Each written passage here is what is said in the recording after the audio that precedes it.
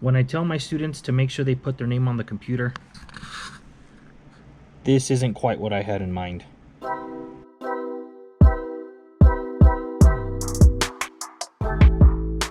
Hey everybody, welcome back to EdTech Fred. Today we are going to be taking a look at a HP G7 Chromebook, and we're going to be looking at what's involved in changing the keyboard. This particular Chromebook I have here, one of our students thought it would be a really good idea to put his name on it with a Sharpie and do a little bit of artwork on it. I could probably find some kind of chemical or something to try to remove that, although I haven't had much luck with it in the past. So what we're going to do though instead is I just happen to have a keyboard that I ended up taking off another salvage Chromebook. That keyboard is perfectly good and working order. So I'm going to walk you through getting this keyboard off of this Chromebook and getting the new keyboard installed on this Chromebook. In case you ever have to do something like this, you'll have a nice little point of reference here. So let's go ahead and get started.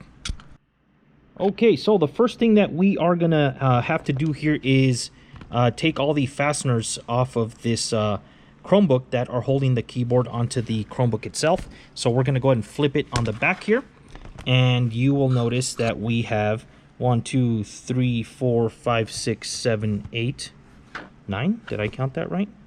4, 7, 9. Yeah, we have 9 Phillips head little screws here. And I did go and check on the salvage Chromebook that I was working on earlier. There are no fasteners under these little rubber pieces here, so there is no need to take these off as we used to on some of the older HP models and some of the Lenovo's. So I'm going to go ahead and get my screwdriver here, small Phillips head, and I'm going to go and start taking these off.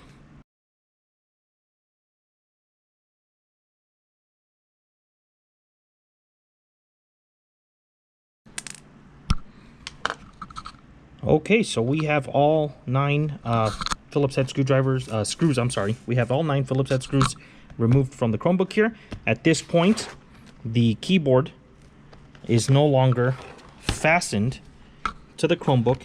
However, there are some snaps built in here that are kind of still holding in, and it's not just going to fall out. So one of the things that I've learned to do to get these off, and I've actually learned this on the HP G4s and the G5s, even some of the Lenovo's. This actually separates where we have our dark gray hard plastic, and then we have a light gray soft plastic, almost like a rubber. This is where it separates. So what we're going to have to do is, I like to turn the Chromebook on its side here, and I'll get my fingertips just right on the edge of that light gray rubber piece, and I will make this motion. I will try to pull back while pushing forward with my with the palm. So pull back on my fingertips, push forward on my thumb, and I like to start here in the corners. And let's see if I can show you guys how I get this done.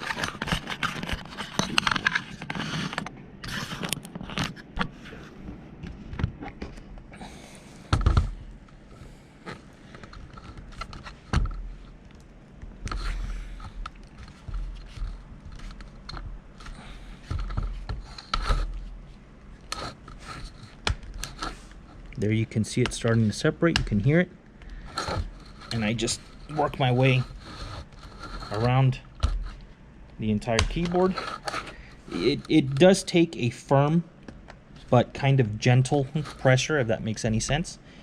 So at this point, I have the whole front separated here. There may be another method for this. This is just the method that has worked for me for the last few years. So I'm going to keep doing it. Let's see if I can get this one now. There we go.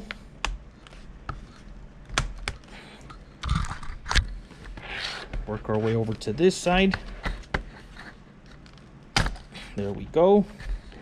Try to get it as far back as I can right there. As far back as I can there. And at this point now, open my screen here. You'll notice that my keyboard now is pretty much detached from the Chromebook, and I have 2 little wire strips here first one here is for my mouse. I'll pull up this little clear sticky piece. There is, I'm gonna try to get my fingers out of the way here. There is this little white clip that needs to be pried up gently. Doesn't go up too far, about 90 degrees. Once that up, then it releases this strip and you can just wiggle it right out. So that's the first one. For the keyboard, we have a much wider band here, much wider strip, and it's pretty much the exact same process. I'm gonna peel up this clear tape here. Not rip it off, just peel it up a little bit. There is, on this one, it's a black locking piece here. So I'm gonna flip that up, just like that, very gently. And then I can go and wiggle this entire connection out. And at this point, my keyboard has come free.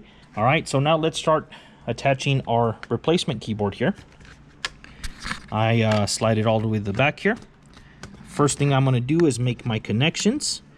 I'm gonna start with the keyboard connection here. So this lever should still be up. I'm gonna change hands here if I can. I'm gonna insert the strip back in there and wiggle it in until it bottoms out. You're gonna wanna make sure you get that in all the way, or else you're gonna be having problems with this keyboard in the future or immediately. So I just wiggle, wiggle, wiggle, and you'll almost feel it bottom out. Once you feel it bottom out, it should be all the way in. I will push my little retaining clip down there. So that one should be good to go. Now we move over to our mouse connection. This one I'm gonna have to bring it down a little bit. Make sure that that locking clip is up. I'm gonna do this real quick, guys. See if we can get it. So I have the clear plastic peeled up, my connection. You're gonna wanna make sure that the exposed metal pieces are down, or go to the bottom, and that the blue is up. I'm gonna go ahead and get it in there. Try to line it up. It's hard to see with my hands in the way, even for me. Let's use my left hand here. All right, once it feels like it's lined up, there it is. I'm gonna start wiggling it in until I feel it not want to go anymore. You're gonna have to develop a little bit of a touch for this. If you've been fixing Chromebooks for a while, you just know when it's there. If it's your first time, you're a little uncertain, but it's a learning process. This point, I can just kind of lay the keyboard back down, and at this point, I'm gonna start pressing it back in. It's gonna take a little bit of pressure. I personally like to start here in the back in the center, and I'll just push in a little by little, work my way around. And it may not completely go in the first time. It may take a couple of laps, if you will.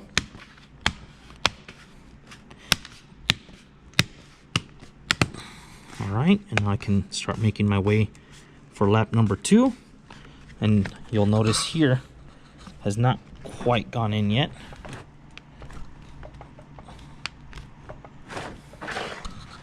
Sometimes you just gotta play with it a little bit and convince it to do what you want it to do. I know some of the older HPs had some clips in the center. This one I don't think does, but it seems to have seated fully.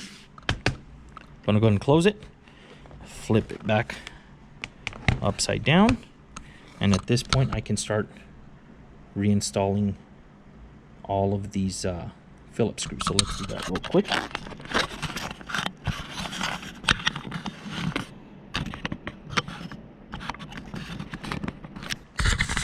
All right, time out.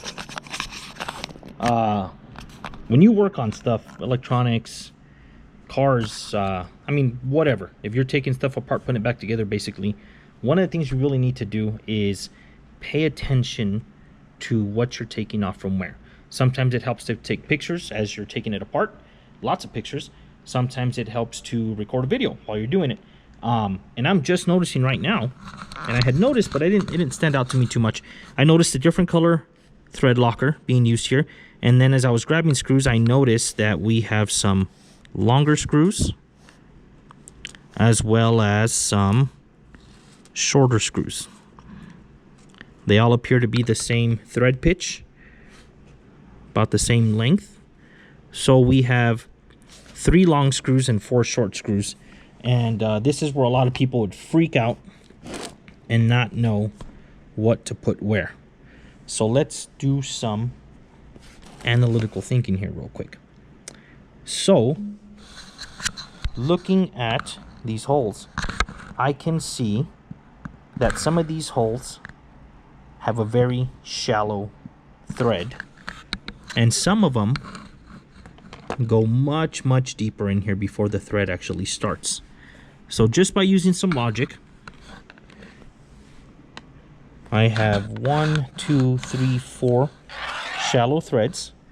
I have 1, 2, 3 deep holes, and then here I have 2 more deep holes, but these don't appear to be as deep as the ones along the back.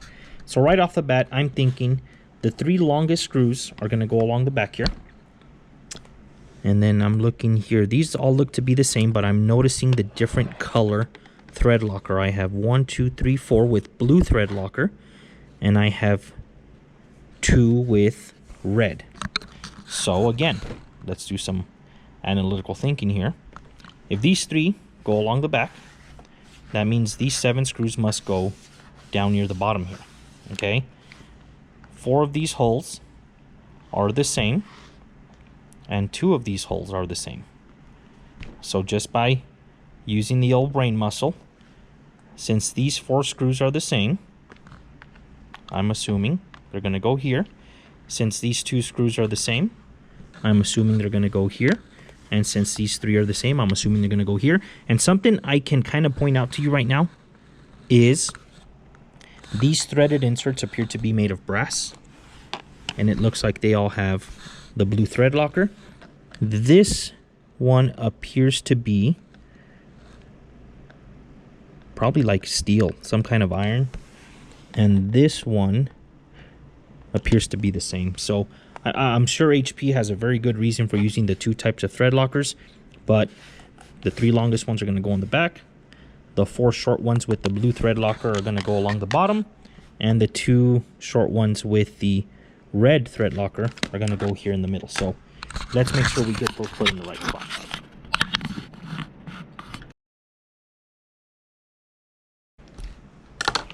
All right, we have all of our screws back on. I went ahead and tightened them all. I did not over tighten them. Remember, a lot of these metal or brass threaded inserts are basically molded into plastic, so it doesn't take a lot of force to get these tightened down. You don't want to over tighten them and then you start causing cracks in the plastic that will eventually fail. So now I have my new keyboard on here. It's not, I mean, I still have a little bit of the Sharpie on the light gray rubber part, but at least it's not as noticeable. I'm going to go ahead and take my screen cleaner here. Give it a nice little wipe down.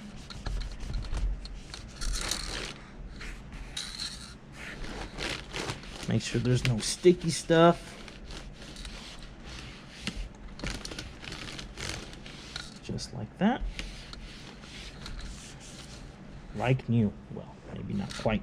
All right, so now I am going to check my work here to see if I did it right and to see that, make sure everything's working properly.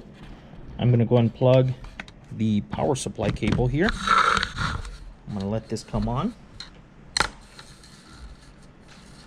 By the way, comment below. I want to know how much luck you guys have had with these HP G7s. I've had quite a few problems with them. Mainly 2 things. One, they don't want to turn back on. You'll plug the charger in. You either won't get a charging light at all, or you'll get one, but it still doesn't want to come back on. That's one of the biggest problems I've had so far. The other problem is going to be that they've developed some camera and microphone problems right out of the box, brand new. So comment below. Let me know what kind of luck you guys have had with these, what kind of problems you've had. Maybe you found a solution to the them not wanting to turn back on. I know I've tried the escape refresh power, and it'll work for some of them, but on a lot of them it just has not. The Chromebook is just completely dead, and I've had to send it back in for warranty repairs. All right, so this mouse is feeling a little weird at first. I'm gonna give it a chance to see if it'll. Sometimes they get little pieces of dust or something under here, and once you use them they kind of break apart or fall out. It's feeling a little better now, so I'm gonna go ahead and hook up to our network here. All right, took the password, so it seems at least those letters that I hit are working correctly. And I'm gonna do my initial keyboard test. So I'm gonna run my finger across the numbers, and I should see 1 2 3 4 5 6 7 8 9 0. Perfect. All right, Control A, that's working. It selected everything. I'm gonna go do the QWERTY row here. QWERTY UIOP, perfect. Control A, use the other control now. That works. Backspace works. This row here, they're all there. The Z row, not zero. All right, tab is working. Enter is working. We kind of knew that though. All right, my arrows over here, back, forward, up, down, that's working. Backspace is working. Spacebar is working.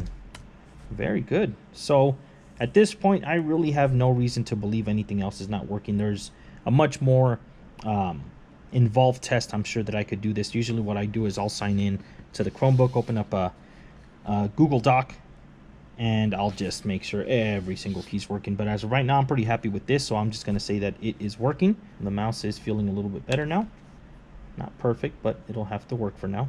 Remember, we're going from a Chromebook that was not being used, and we're just trying to get it back in circulation here so that somebody can use it rather than it sitting here. I'm going to go ahead and shut this down, and I'm going to call this one done. I hope this was useful, guys. I know I tend to talk a lot during my videos, but that's basically what's involved in changing the keyboard in a HP G7 Chromebook. I know the G7 family has a couple other ones. I have some Chromebooks that I thought were G7s, but they're actually called Q something. The model is Q something, but I mean, it's a G7, really. Parts are completely interchangeable, I think. There it is. Hope that helped.